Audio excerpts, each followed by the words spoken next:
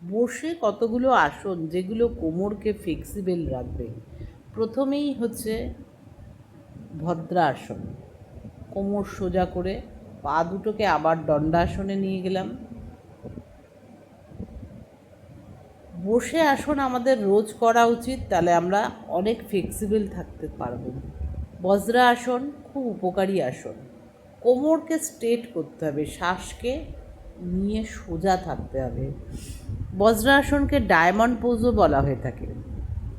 এই অবস্থায় আমি হাঁটুর উপর দাঁড়িয়ে ধীরে ধীরে কোমরে হাত দিয়ে কোমরকে চেপে ঠেলে বুককে সামনের দিকে নিয়ে গিয়ে কনুই দুটোকে পেছনে চেপে দিয়ে অর্ধ চক্রাসন করছি। আমার কিন্তু সামনের পোর্শন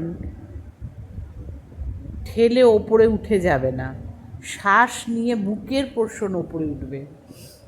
শ্বাস ছেড়ে সোজা, হাত পাশে রেখে পাকে উঁচু করে ধীরে ধীরে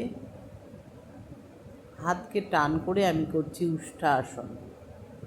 পা উঁচু করে নিলে কিন্তু উষ্ঠাসন করা খুবই সোজা। আবার বিপরীত পায়ে, এক পায়ে করলে অবশ্যই বিপরীত পায়ে উষ্ঠাসন করবেন। উষ্ঠাসন করার সময় নিজের স্পাইনে লক্ষ্য রাখবেন। পাকে সোজা করে দিচ্ছি, ধীরে ধীরে বসে পা সোজা করে দণ্ডাসনে নিয়ে আসছি।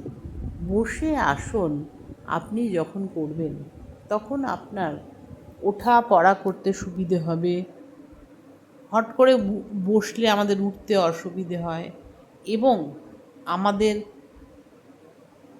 পেলভিক জোনের বাথরুম সমস্ত কিছু পরিষ্কারভাবে হবে এই বসে আসন করলে। বসে আসনের উপকারিতা হচ্ছে, মাথা নিচু করে যে আসন করা হয় বসে, তাতে পেটে চাপ পড়ে এবং পেটে হজম শক্তি বাড়ায় এবং মাথায় রক্ত সঞ্চালন বেশি হয়। এর ফলে আমাদের রাগ কমে, মন শান্ত হয়। বসে আসন আপনি যখন করবেন অবশ্যই শ্বাস নেওয়া এবং ছাড়ার দিকে লক্ষ্য রাখবেন। পা মুড়ে অনেকেই আসন করতে পারেন না, সেক্ষেত্রে পা দুটোর মাঝখানে বালিশ দিয়ে নিতে পারেন। কিন্তু বসে আসন করার চেষ্টা কিন্তু আপনাকে করতে হবে এবং ধীরে ধীরে সেটা করে উঠতে হবে। হাতকে সামনে দিয়ে আমি পেছনের দিকে দিয়ে শরীরকে ঠেলে সামনের দিকে নিয়ে আসছি।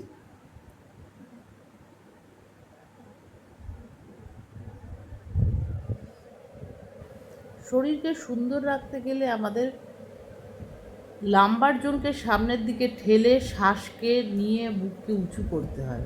ক্রস করে আবার আমি হাতকে বিপরীত দিকে করলাম। এবার আস্তে আস্তে ধীরে ধীরে আমি পরের পার্টটা করছি। এটা হচ্ছে ব্রিজ পোজ।